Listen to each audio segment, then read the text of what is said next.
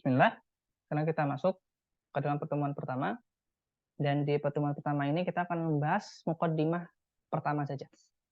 Jadi usul salas itu ada 3 mukaddimah. Mukaddimah pertama, mukaddimah kedua, mukaddimah ketiga, kemudian masuk ke dalam usul salasanya sendiri. Sebagian ulama menyatakan bahwa usul salasah itu mulai dari usul salasahnya. Mukaddimah itu baru datang belakangan katanya. Bahwa Syekh merevisi, ada yang mengatakan itu muridnya yang menambahkan, tapi sebagaimana naskah yang sampai kepada kita yang ada sanadnya bahwa itu tulisan syekhnya, sehingga bisa kita jelaskan bahwa mungkin itu memang ditambahkan oleh syekhnya di setelah selesai. Jadi biasanya sanad kitab yang akan kita gunakan itu kenapa kita cari yang biasanya yang terakhir, itu yang kita sah nisbatkan gitu. Oleh karena itu tidak masalah ada perbedaan naskah, dan itu di situ harus ada kejelian dari muhakkik dan juga dari si pencari naskah, ya, dan juga pencari sanad agar tidak salah menisbatkan kitab. Nah, di mukadimah pertama, Syekh berkata, Bismillahirrahmanirrahim. Ya, orang rahimakallah annahu yajibu alaina ta'allumu arba'i masail. Al-ula al-ilmu huwa al-ma'rifatullah wa ma'rifatu nabiyhi wa ma'rifatu dinil Islam bil adillah. الثانية العمل به. الثالثة الدعوة إليه. الرابع الصبر على الأذى فيه. Ya, jadi ketahuilah bahwa semoga Allah merahmatimu bahwa wajib bagi kita mempelajari 4 hal. Ya. Yang pertama, itu mengenal Allah. Yang kedua, mengenal Nabi. Mengenal agama Islam bersertai dari dalil. Yang kedua, mengamalkannya. Ketiga, mendakwahkannya. Dan keempat, sabar atas gangguan dalam melaksanakannya. Nah, dalam mukadimah yang pertama ini, Syekh memulai ya dengan basmalah.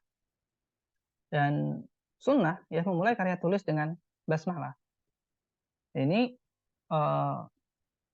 di antara dalil-dalil yang dibawakan yang menunjukkan kepada ini adalah keumuman dari sabda Nabi SAW bahwa beliau ketika di Mina pernah mengatakan abda'u bima bada Allahu bihi, bahwa aku memulai dengan apa yang Allah mulai dengannya.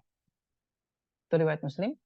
Dalam riwayat An-Nasai dikatakan fabda'u, maka mulailah bima bada Allahu bihi, dengan yang Allah mulai dengannya. Dan dari keumuman dua hadis tersebut, nah kita bisa tarik bahwa kitabullah Al-Quran itu dimulai dengan bismillah, sehingga kita kiaskan dan kita memulai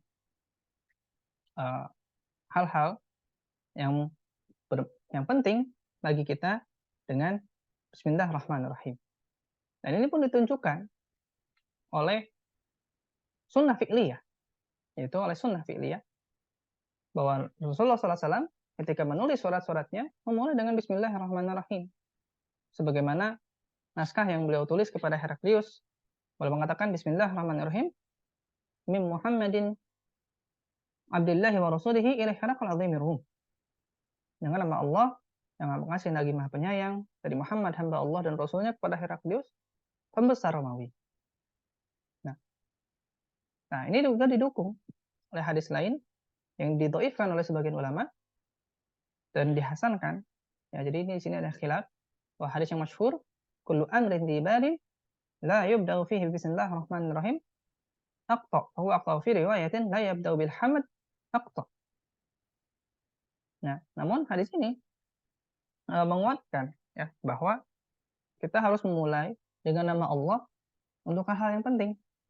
Dan di antara hal-hal yang penting itu adalah kita memulai menulis suatu kitab, memulai pekerjaan-pekerjaan yang penting yang membutuhkan perhatian.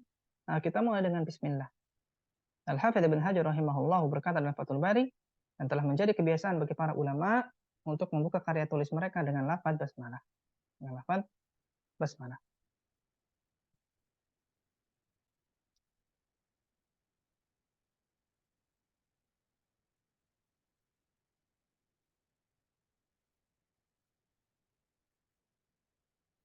Nah, kenapa kita memulai dengan basmalah? Di antara faidah-faidah kita mulai dengan basmalah, yang pertama adalah mengikuti Al-Quran sebagai bentuk pengagungan kepada Allah Subhanahu wa Ta'ala.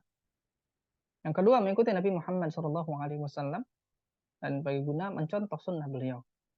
Kemudian yang ketiga, mengikuti sunnah para ulama. Karena mereka juga memulai dengan bismillah, basmalah. Kemudian menetapkan nama dan sifat Allah yang terkandung dalam basmalah. Dan basmalah ada 3 nama Allah. Yang pertama Allah, Dzul Jalalah, yang kedua Ar-Rahman dan Ar-Rahim. Ya. Dan ini maknanya sudah ma'ruf dan Allah, Dzul Jalalah itu asalnya dari al-ilah, ya, bermakna al-ma'bud, yaitu sosok yang disembah.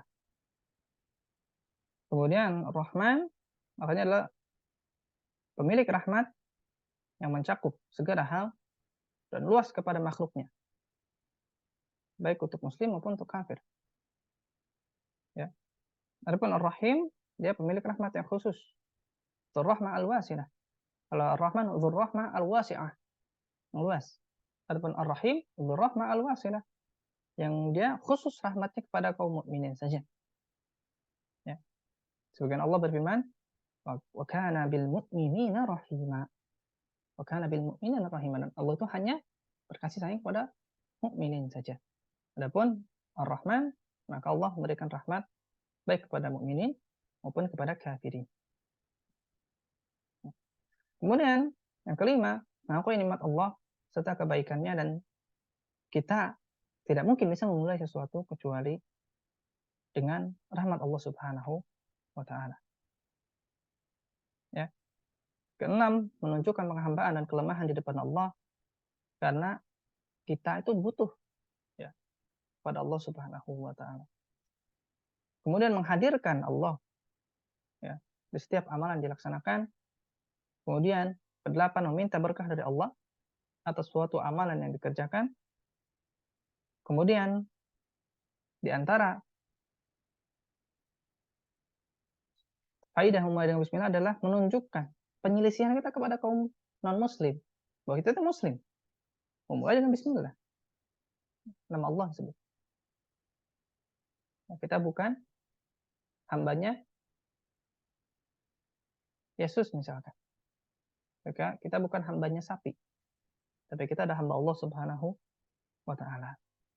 Ya. Nah, setelah itu Syekh di situ mendoakan, ya, mendoakan para pembaca, ya, rahimakallah. Dan di sini sunnah, ya, bagi seorang guru, ya, terutama kepada orang lain yang kita dakwahi, terutama secara umum, ya, untuk mendoakan pada murid-muridnya. Dan mendoakan murid itu salah satu itu juga terkandung, ya, dalam Nabi SAW juga mendoakan murid-muridnya. Di antara murid, ya, Nabi Muhammad Rasulullah yang beliau doakan itu adalah Ibnu Abbas dengan doa yang masyhur, Allahumma faqihhu fiddin. Dalam riwayat wa'alimhu ta'wil. Ya. Jadi semoga Allah memahamkan Ibnu Abbas. Nah, terkadang kita pengennya tuh orang tuh instan ketika kita dakwahi. Kita lupa mendoakan mereka. Sedangkan Nabi SAW dalam sirah, ya, kalau kita lihat, beliau selain mendakwahi kaum kafirin, beliau selalu mendoakan mereka agar masuk Islam. Beliau nggak berhenti mendakwakan saja, tapi tidak mendoakan mereka. Beliau dakwahin dan beliau doakan. Tapi kita kadang cuma pengennya orang itu ikut aja, gitu. Hanya karena kita sudah berada di atas kebenaran. Dan itu tidak menjustifikasi bahwa apa yang setiap yang kita lakukan akan menjadi kebenaran. Nah, di antara godaan setan atau waswas setan yang diberikan kepada orang yang sudah mengenal kebenaran pada di atas sunnah adalah dia merasa senantiasa benar. Kemudian dia senantiasa menisbatkan perbuatan pribadinya kepada manhaj salaf. Seakan-akan orang lain itu salah. Ini harus dihindari. Seringnya terjadi pada orang-orang yang sudah lama ngajinya. Yes. Sehingga seakan-akan, saya udah ngaji 10 tahun, 15 tahun. Saya sudah duduk terutama kalau dia sudah sering duduk di majelis ustadz-ustadz terkenal misalnya. Seakan-akan sudah jadi murid, padahal bahasa Arabnya nggak ngerti. Baca Al-Qur'annya aja nggak benar. Tapi dia selalu menisbatkan perbuatannya kepada inilah manhaj salaf. Padahal dia nggak pernah ngaji akidah sampai selesai. Dan permasalahan menisbatkan qaul dan menisbatkan sesuatu kepada ini adalah ahlus sunnah, itu bukan perkara yang mudah. Ya. Karena Anda harus punya dalil kalau apa yang Anda lakukan itu adalah murni dari manhaj salaf. Atau murni itu dari ahlus sunnah. Jangan-jangan jangan sampai kita menisbatkan sesuatu yang itu ternyata bukan ajaran dari ahlus sunnah. Kemudian, di antara 4 hal yang wajib diketahui, ya, arba'u masail. Yang pertama ilmu, ya. Wa ma'rifatullah, wa ma'rifatu nabihi, wa ma'rifatu dinil Islam bil adillah. Dan ilmu, ya, yang dimaksud itu bisa kita tinjau dari 2 sisi. Yang pertama, ilmu dibagi menjadi fardu ain dan fardu kifayah. Ya. Fardu ain itu adalah ilmu yang wajib dipelajari oleh setiap muslim. Anak kecil, dewasa, orang tua, sama saja. Kemudian ada ilmu fardu kifayah. Nah, ilmu fardu kifayah itu apa batasannya? Ilmu fardu kifayah adalah ilmu yang melebihi kadar fardu ain. Ya. Dan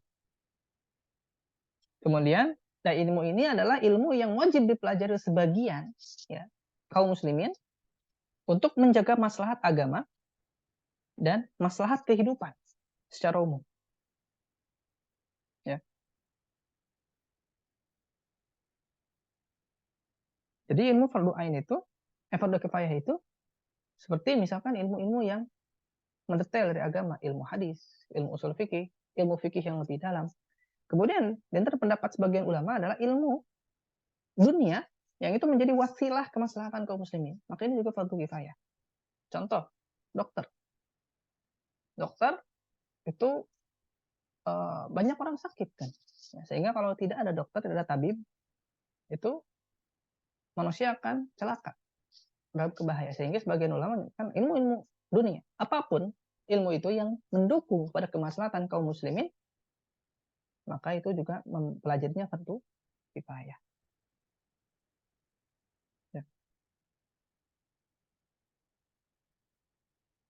Nah, Imam Al-Ghazali rahimahullah dalam kitab beliau Ihya Ulumuddin menyatakan bahwa ilmu fardu ain adalah ilmu tentang tata cara beramal, yaitu yang wajib.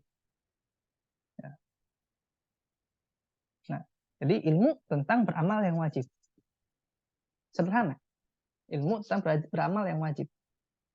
Kemudian lanjutkan. Sehingga dia belum lanjutkan, barang siapa mengetahui amalan yang wajib diamalkan saat itu, maka dia akan tahu ilmu wajib yang harus dia lakukan bagi dirinya. Jadi ilmu fardu ain ilmu yang wajib. Nah, kemudian beliau mengatakan bahwa ilmu fardu ain ini secara umum mencakup 3. Perintah, akidah dulu, kemudian perintah, kemudian larangan. Akidah, perintah, larangan. Ini ilmu fardu ain. Manusia tidak akan lepas dari ini. Akidah, perintah, larangan. Ibnu Jauzi dalam Minhajul Qasidin menyetujui pendapat ini. Jadi Ihya Ulumuddin itu adalah kitab yang dalamnya kebaikan. Meskipun di dalamnya juga banyak kekeliruan. Sehingga Ibnu Jauzi meringkas kitab ini menjadi Minhajul Qasidin. Ya. Meringkasnya menjadi Minhajul Qasidin dan beliau menyetujui atau mempertahankan konsep-konsep yang dijelaskan Al-Ghazali dan itu memang benar. Antara ini. Kemudian diringkas lagi menjadi Mukhtasar Minhajul Qasidin oleh Ibnu Qudamah, dan Ibnu Qudamah ini bukan Ibnu Qudamah penulis Al-Mughni. Ya, beda orang, tapi sama-sama Ibnu Qudamah. Nah, sehingga Ihya Ulumuddin itu tetap bisa diambil manfaatnya, tetapi oleh orang-orang yang sudah memiliki basic keilmuan. Ya, kalau orang awam yang belum punya alat, maka tidak dulu disarankan.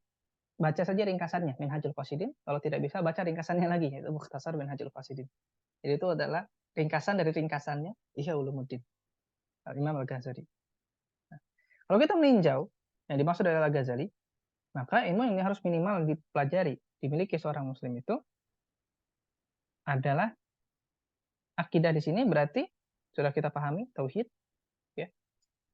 Dan yang paling minimal lagi, itu adalah tauhid dan syirik, dan rukun iman. Adapun akidah-akidah yang melebihi itu, nanti kita akan pelajari. Akidah itu tidak seluruhnya wajib dipelajari. Akidah itu enggak semua. Nanti kita pelajari mana yang wajib, mana yang enggak. Nanti di bagiannya ya. Kemudian untuk perintah, maka ini kita pelajari apa? Ilmu fikih. Perintah itu ilmu fikih, artinya kita disuruh untuk ibadah. Perintah Allah itu ibadah. Ibadah itu antum tidak bisa, dan kita tidak bisa untuk benar-benar memahami ini, memahami ibadah, kecuali belajar. Sehingga setelah belajar akidah, belajar tauhid, belajar fikih. Banyak orang yang cuma belajar tauhid, fikihnya hancur. Dia nggak ngerti rukun sholat, dia nggak ngerti rukun wudhu, nggak ngerti syaratnya. Udah ngaji bertahun-tahun. Ditanya apa rukun sholat ada berapa, dia nggak ngerti. Tanya rukun wudhu berapa, dia nggak paham. Tapi sudah merasa paling bermanhaj.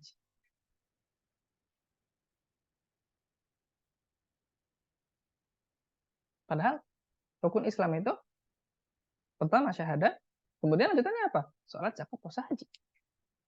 Artinya akidah dan fikih itu nggak bisa dipisahkan. Kenapa?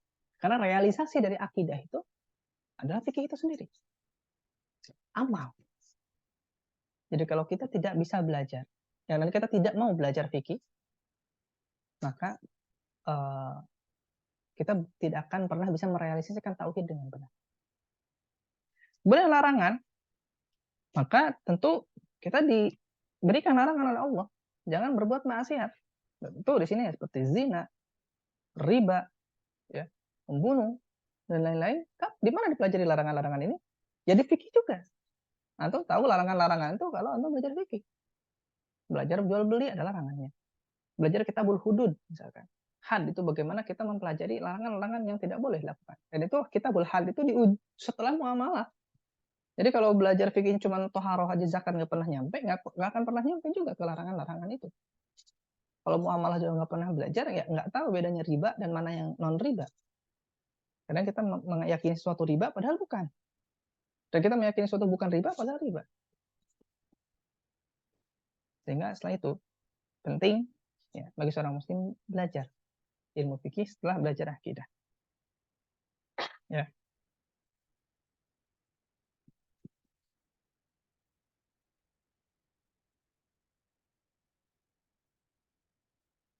Nah, selanjutnya mengamalkan. Ya. Jadi harus diamalkan.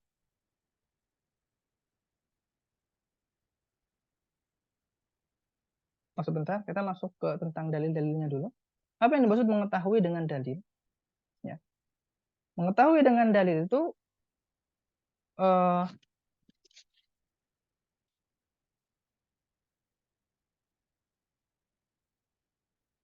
yang dimaksud dengan mengetahui dengan dalil itu adalah mengetahuinya, mengilmui hal tersebut. Karena ilmu menurut para ulama definisinya adalah mengetahui kebenaran dengan dalilnya. Nah, ini sebagaimana dikatakan oleh Ibnu Qayyim dalam Qasidah Nuniyah, wal ilmu ma'rifatul huda bidalilihi madzaka wa taqlidu mastawiyan atau yastawiyan. Ya. Ilmu adalah mengetahui kebenaran dengan dalilnya, tidak sama antara ilmu dengan taklid. Ya.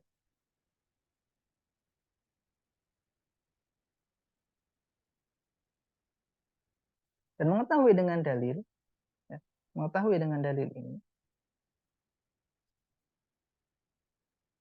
yang dimaksudkan yang paling penting adalah kita tahu ada landasannya.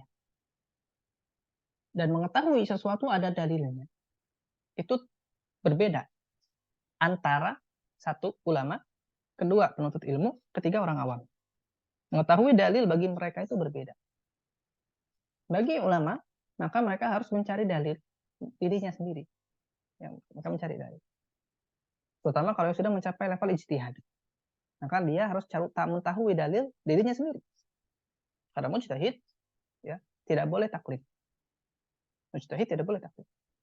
Kalau penuntut ilmu, maka penuntut ilmu dia harus ya juga berusaha mencari dalil meskipun masih dalam level taklid. Tapi dia tidak taklid murni. Dia mengetahui pendalilannya, ya berusaha mengetahui pendalilannya dan dalilnya agar dia bisa taklid dengan ilmu. Jadi taklid juga tidak satu level. Ya, taklid juga tidak satu level. Ini yang disebut level muttabi ya oleh Imam Ibnu Qayyim. Ada orang awam, bagaimana dia mengetahui ilmu dengan dalilnya? Maka dia bertanya kepada ulama. Para ulama mengatakan seorang alim itu adalah dalil bagi orang awam. Seorang alim itu adalah dalil bagi orang awam. Karena kenapa? Orang awam itu nggak bisa mencari dalil, nggak bisa memahami dalil. Apa dalilnya? Soalnya orang awam itu dalilnya apa? Dalilnya cuma satu. Fas'alu ahla dzikr in kuntum la ta'lamun. Kamu tanya saja ulama kalau kamu nggak tahu. Selesai. Orang awam kalau nggak tahu dalilnya secara rinci, hadisnya, ayatnya, tafsirnya, nggak apa-apa. Nggak apa-apa. Dan nggak wajib dia minta tahu dalilnya. Karena yang mewajibkan untuk hatta orang awam mengetahui dalil itu bukan Ahlus Sunnah justru. Itu adalah dari sekte Mu'tazilah. Mu'tazilah itu mewajibkan hatta orang awam harus tahu dalil. Adapun Ahlus Sunnah enggak. Kalau misalnya kita bertanya kepada ulama, kemudian ulamanya jawab halal atau haram tanpa menyebutkan dalil, maka orang awam sudah cukup pegang perkataan itu. Maka dia sudah mengikuti dalil. Apa dalil dia bagi orang awam? Cuma satu ayat. Fas'alu ahla dzikr in kuntum la ta'lamun. Dan ketika dia sudah mengamalkan ayat ini, dia sudah bertanya kepada ahli ilmu, maka sudah selesai. Tanggung jawab dia di depan Allah selesai. Karena tugas dia hanya bertanya kepada ahli ilmu. Berbeda dengan penuntut ilmu, berbeda lagi dengan ulama. Ketika mereka mengetahui dengan dalil-dalilnya, maka maksudnya adalah ayatnya, hadisnya, tafsirnya. Namun orang awam enggak. Mengetahui dengan dalil-dalilnya, dia bertanya kepada ulama yang siqah, keilmuannya, ya cukup. Tapi kalau dia pengen lebih hatinya lebih tenang, dia tanyakan ayatnya, boleh? Boleh. Dia tanyakan hadisnya, boleh? Boleh. Tapi apakah dengan tahu dalil dia paham dalil? Enggak. Tahu dalil dan memahami dalil itu dua hal yang berbeda. Mengamalkannya, maka harus diamalkan. Ilmu itu harus diamalkan.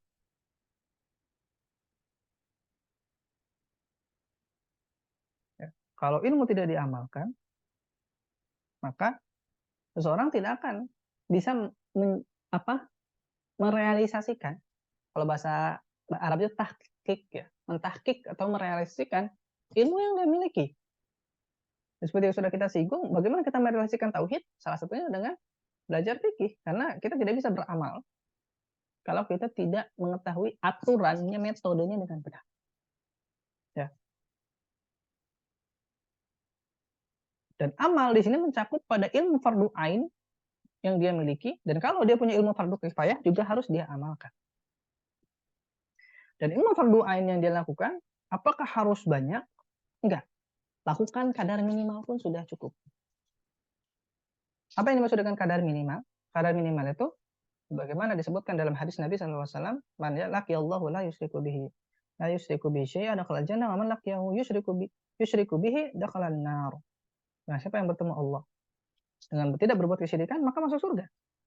Nah, siapa bertemu dengan Allah, kemudian berbuat kesyirikan, dan dia berbuat kesyirikan, maka dia akan masuk neraka. Jadi kalau di masalah akidah, dia cukup tauhid dan syirik. Dia cukup amalkan tauhid dan jauhi syirik, cukup. Nggak harus dia mengetahui akidah-akidah yang rumit-rumit, istiwa terus apa macam-macam yang dia nggak harus masuk ke situ, nggak perlu cari tahu. Cukup dia laksanakan tauhid dan jauhi syirik, beres. Kemudian dalam masalah fikih apa? Dalam masalah amalan, cukup sholat 5 waktu, laksanakan puasa, zakat kalau mampu, haji kalau mampu. Sebagaimana Nabi orang Arab Badui nanya kepada Nabi SAW, ya. Dia berkata, "Ara'aita idza shallaitu maktubat wa sumtu Ramadan wa ahlaltu al-halal wa haramtu al-haram wa lam azid ala dzalika syai'a adkhulul jannah." Si orang Badui itu nanya, "Ya Rasulullah, kalau saya cuma sholat fardu nih, terus ini saya puasa, nggak nambah gitu. Cuma saya halalkan yang halal dan saya haramkan yang haram dan nggak nambah saya. Masuk surga nggak?" Terus Nabi Muhammad mengatakan, "Nah, iya. Bagaimana dia masuk surga? Selain bertauhid, ya dia amalkan itu. Dia sholat, dia puasa.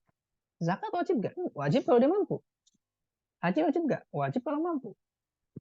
Oleh karena kalau kita ingin tarik, fikih yang paling minimal dipelajari seorang itu cuma toharo, karena dia syarat sholat, belajar ilmu sholat, dan belajar ilmu puasa.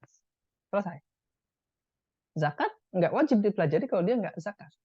Haji nggak wajib dipelajari kalau dia nggak haji. Begitu juga umroh. Begitu juga yang lain. Sehingga kita balik. Kapan dia wajib ilmu zakat menjadi fardu ain? Itu ketika dia ada kemampuan untuk zakat. Ketika dia ada kemampuan untuk haji, maka dia wajib belajar ilmu haji. Ketika seorang jomblo pengen menikah, maka wajib belajar ilmu nikah. Sampai ilmu talak, ingat. Bukan cuma ilmu nikahnya doang. Ilmu nafkahnya. Gitu. Hak-hak suami istrinya. Nah, ini harus dipelajari fikihnya. Kalau dia pengen jualan, dia belajar ilmu jual beli. Ya. Jadi ilmu wajib itu begitu. Ketika dia ingin lakukan, pelajari dulu. Nah, amalkan. Ya. Amalkan. Dan bagaimana cara beramal? Belajar. Ya. Belajar. Dakwah. Mendakwahkannya. Dakwah ini itu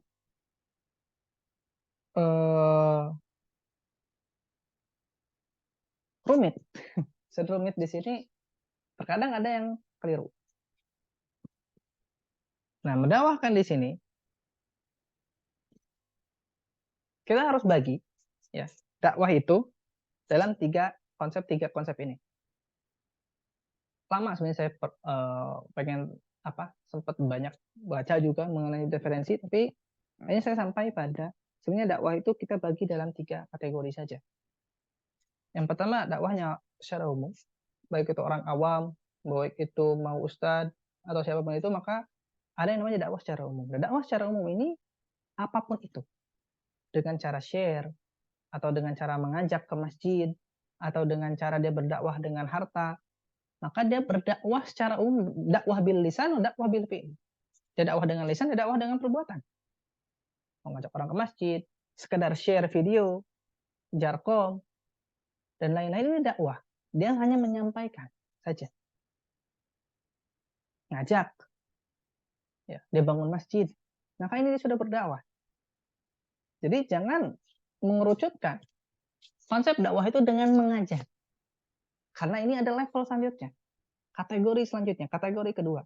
Yaitu dakwah dengan mengajar. Ini terpisah dengan dakwah secara umum. Dan nanti persyaratannya juga terpisah.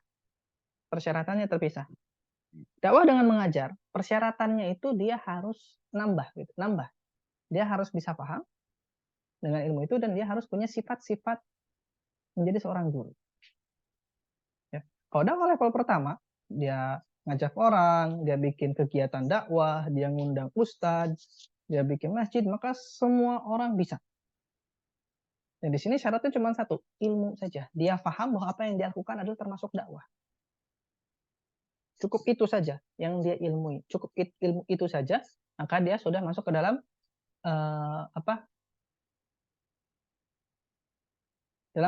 surah Yusuf, "Qul hadhihi sabili ad'u ila Allah ala basiratin ana wa man ittaba'ani." Ya, ala basirah di situ artinya dia paham apa yang dilakukan adalah dakwah. Gak perlu dia sampai level ustadz, enggak. Gak perlu dia sampai level syekh, enggak. Tapi dia paham apa yang dia lakukan adalah dakwah. Cukup. Maka di sini level dakwah umum. Bil fi'li atau bil lisan. Atau bil qaul ya. Tapi langsung ada level kedua. Dakwah level kedua ini orang-orang pilihan. Yaitu orang-orang yang bisa mengajar. Ya, yang disebut lagi mudarris. Dia mengajar saja. Maka ini harus ada tambahan. Berarti dia harus jadi ahli di bidang yang dia ajarkan. Kemudian punya sifat, dua sifat. Ya, yang dikatakan oleh Syekh Shalih Al-Utsaimin sebagai seorang guru yang baik. Yang kedua, dia punya sifat ifadah. Yang kedua, punya sifat nasihat. Jadi, ifadah, maka dia harus tahu ya, keahlian, yang punya keahlian dalam topik yang diajarkan, ya. Kemudian an-nasihat, maka dia harus punya karakter yang baik dan mengerti teknik mengajar. Jangan sampai dia nggak tahu teknik mengajar juga. Karena mengajar itu ada tekniknya. Jadi kalau siapa yang ingin naik level mengajar orang, maka dia harus punya sifat ifadah, itu ahli di topik yang dia ajarkan, kemudian nasihat, dia punya karakter dan metode yang cocok. Jangan masuk ke level mudaris ya, atau orang yang mengajar, kecuali dia punya dua sifat ini. Sifat tambahan. Nah, kemudian ada level 3. Level 3 itu adalah fatwa. Nah, berdakwah dengan fatwa. Maksudnya dia adalah ulama rujukan. Yang fatwanya didengar. Nah, ini nggak semua orang juga masuk. Ini adalah ulama-ulama besar. Dan itu juga harus kita pahami sebagai orang awam. Kita nih orang awam harus tahu bahwa mudaris, orang yang ngajar, orang yang buka kajian, belum tentu layak memberikan fatwa. Orang yang bisa memberikan fatwa, terutama dalam hal-hal besar, ya, dalam konteks yang besar itu bukan orang yang sekedar mengajar. Mengajar, dia punya kemampuan mengajar, silahkan mengajar. Boleh. Di masjid, ustadz misalkan, sudah lulus dari sarjana di bidang ilmu agama, boleh mengajar, boleh, dia punya kemampuannya. Tapi apakah boleh dia berfatwa? Enggak. Fatwa itu hanya diberikan kepada ulama-ulama besar, tokoh-tokoh sentral yang mereka punya keilmuannya di situ. Jadi fatwa itu bukan barang murah. Sehingga kalau misalnya kita lihat di beberapa negara, mereka punya lembaga fatwanya masing-masing. Karena nggak bisa sembarangan orang memberikan fatwa. Karena kalau misalnya nanti Ustadz Masjid A ngeluarin fatwa, Ustadz Masjid B ngeluarin fatwa, yang ada ribut, fatwanya beda-beda. Tapi kalau fatwanya diberikan kepada ahlinya, nah maka semuanya bisa seragam. Sehingga kita harus tahu juga gitu, orang yang mengajar belum tentu sah dan layak untuk memberikan fatwa. Itu level lanjutan lagi. Ulama-ulama besar, ulama-ulama rujukan yang dia memang layak untuk diminta fatwanya. Jadi pisahkan secara umum dakwah itu ada 3 tadi. Umum untuk orang-orang, khusus mengajar, lebih khusus lagi masalah fatwa. Agar kita tidak salah menempatkan baik itu diri kita maupun orang lain. Kita sadar level kita di mana, dan kita sadar level orang lain di mana. Sehingga kita tidak memberikan beban dakwah atau kewajiban dakwah dan tanggung jawabnya kepada orang yang salah. Ya.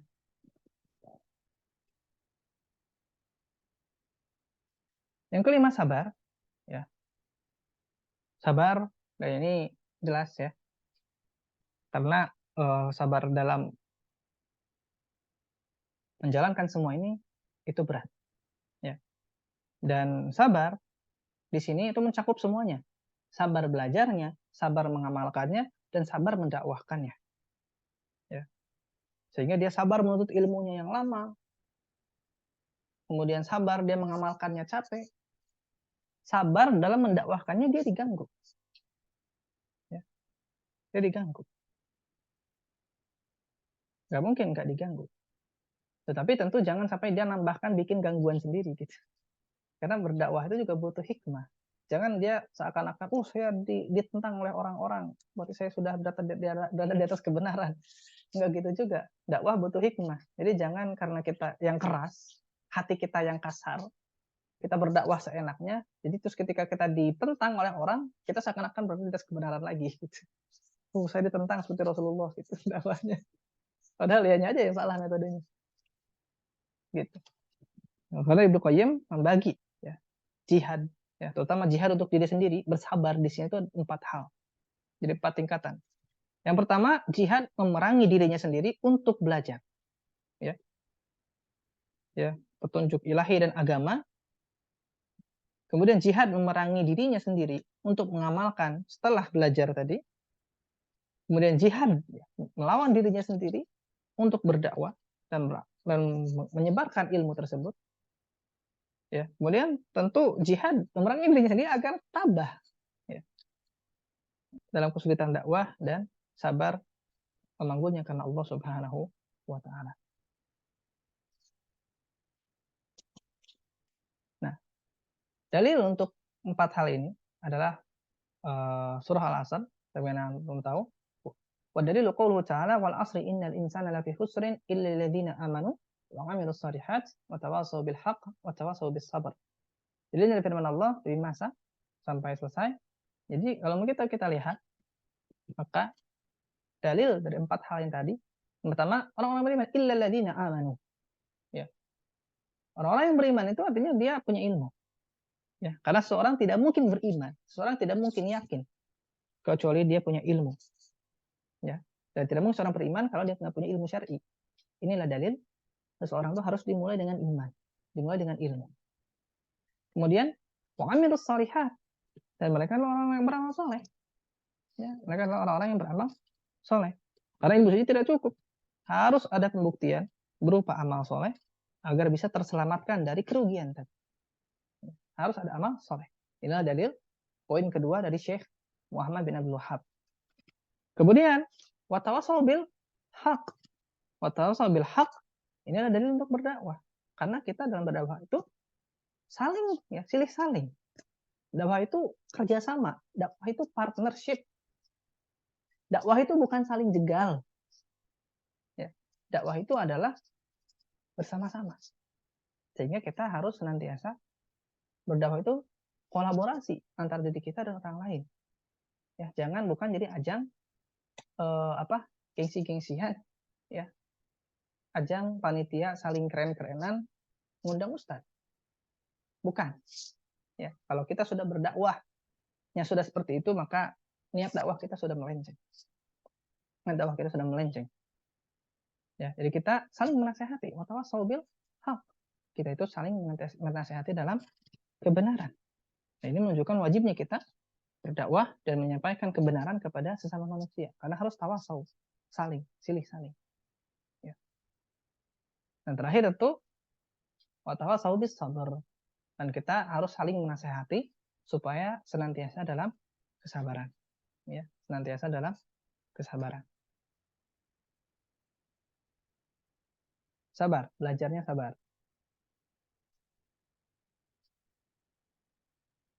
Kemudian, ya, Imam Syafi'i, Muhammad bin Idris, ya, berkata, qala Syafi'i rahimahullahu taala, hadhihi surah law ma anzalallah hujjatan ala khalqihi illa hiya lakafatahu.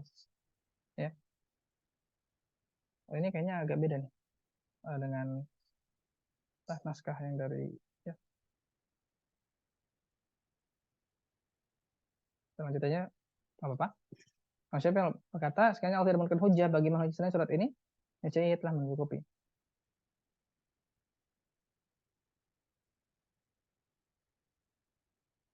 Hadis surah kalau tidak salah. Oh, lupa hafalannya. Dalam wajah. Pertanyaan Imam Syafi'i, Sina berkatakan, sekiranya Allah tidak menurunkan hujah bagi makhluknya selain surat ini, yang mencukupi. Ya, dan Imam Syafi'i, bagaimana kita tidak asing lagi dengan beliau, beliau Muhammad bin Idris. Ya. Muhammad bin Idris bin Al-Abbas bin Utsman Asy-Syafi'i rahimahullah. Dan ini beliau adalah salah satu dari imam besar, dari imam madhab. Imam madhab. Dan yang paling, ya ini adalah sunnah, yang diantara sunnah yang dilupakan, bahwa bermadhab dalam masalah fikih itu adalah sunnah para ulama. Sunnah para ulama, dari dahulu sampai sekarang. Dari dulu sampai sekarang itu ulama bermadhab. Tidak ada kita temukan ulama besar kecuali pasti kita nisbatkan madhab setelah namanya. Ya. Imam Nawawi Syafi'i, Ibnu Qudamah Al-Hambali, Ibnu Abdul Bar Al-Maliki, Imam At-Tahawi Al-Hanafi. Semuanya ada madhabnya. Dan madhab adalah manhaj dalam mempelajari fikih. Dan nggak mungkin seorang bisa belajar fikih dengan benar kecuali dengan madhab. Ya, nggak mungkin. Dan para ulama setelah imam madhab yang 4 ini bersepakat bahwa sudah metode keempat orang ini adalah metode terbaik untuk belajar fikih. Dulu belajar fikih itu banyak, nggak cuma 4 metode. Jadi masing-masing punya metode. Ulama yang seleting atau seangkatan dengan Imam Syafi'i, Imam Ahmad itu mereka punya metode masing-masing. Tapi metode-metode mereka, seperti Imam At-Tabari punya metode belajar fikih sendiri. Kemudian dari Imam Al-Laits, gurunya Syafi'i juga punya. Tapi madhab-madhab atau metode-metode fikih yang ada di zaman dahulu semuanya hilang.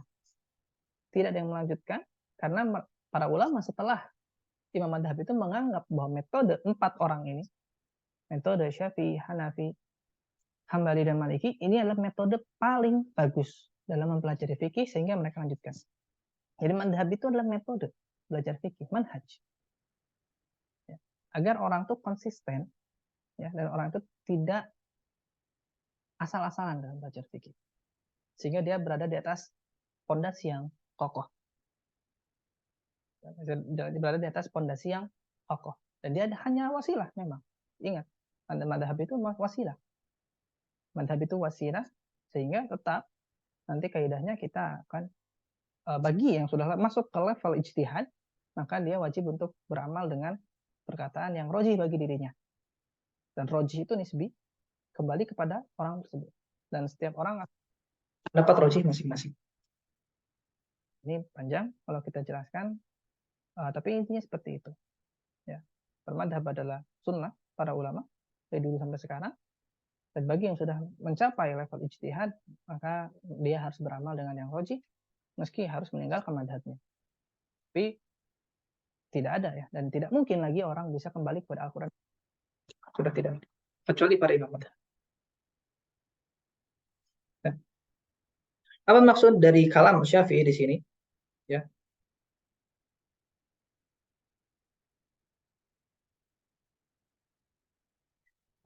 Sebagian pensyarah dari atau sebagian ulama berpendapat bahwa maksudnya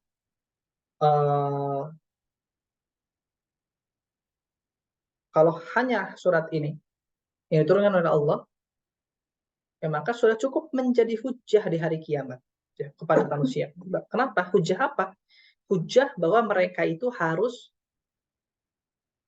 berilmu tentang Allah, kemudian beramal syariat Allah, berdakwah dan bersabar.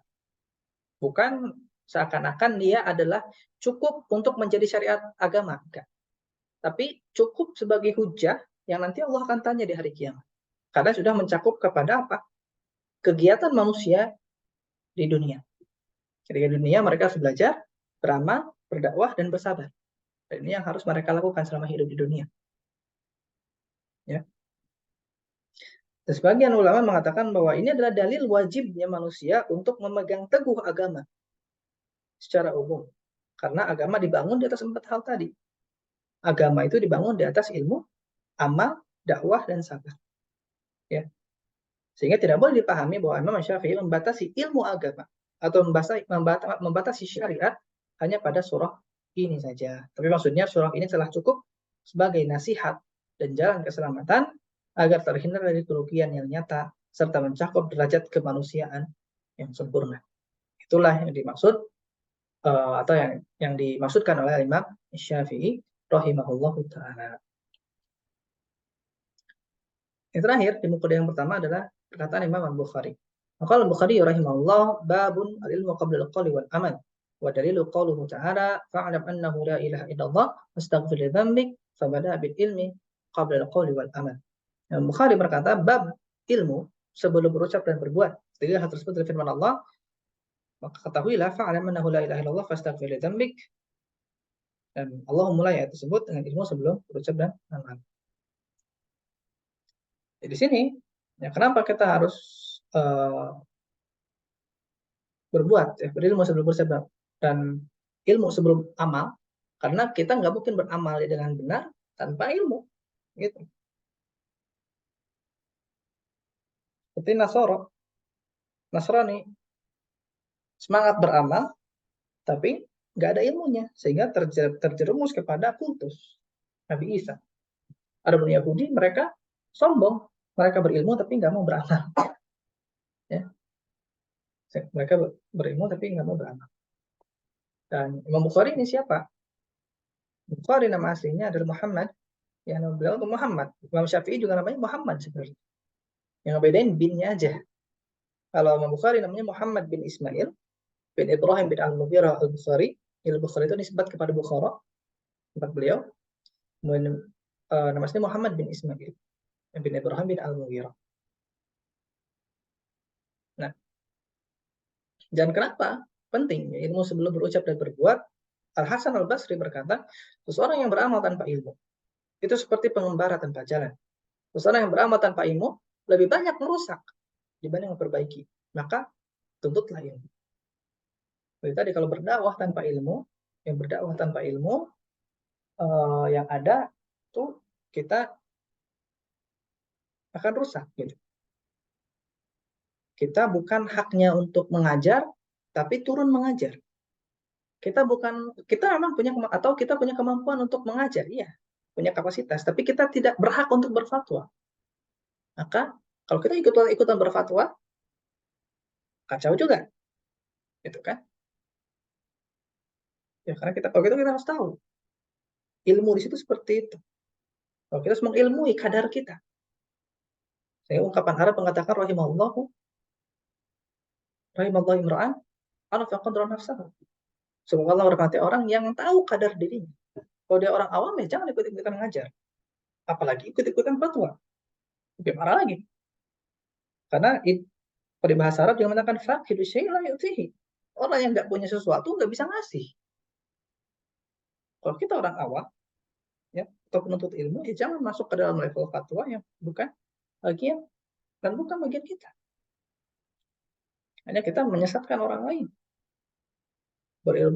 Berucap tanpa Allah tanpa ilmu, berucap tentang Allah tanpa ilmu, kita menyesatkan orang lain.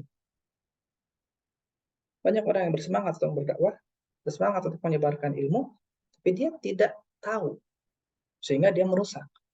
Ya. Ini merusak orang lain, merusak dakwah, merusak citra Ahlus Sunnah. Dan beliau berdalil di sini dengan fa'lam annahu la ilaha illallah. Ya, ini adalah potongan itu. Menunjukkan bahwa perintah fa'lam, artinya berilmui dulu, tahu dulu. La ilaha illallah, baru astaghfir li dzambik. Ya. Nah, wastaghfir li dzambik di sini artinya beramal. Istighfar itu kan amal. Bertaubat. Ya. Jadi ilmu dulu, fa'lam, baru kemudian dia istighfar. Istighfar itu amal. Ya. Sehingga ilmu baru amal.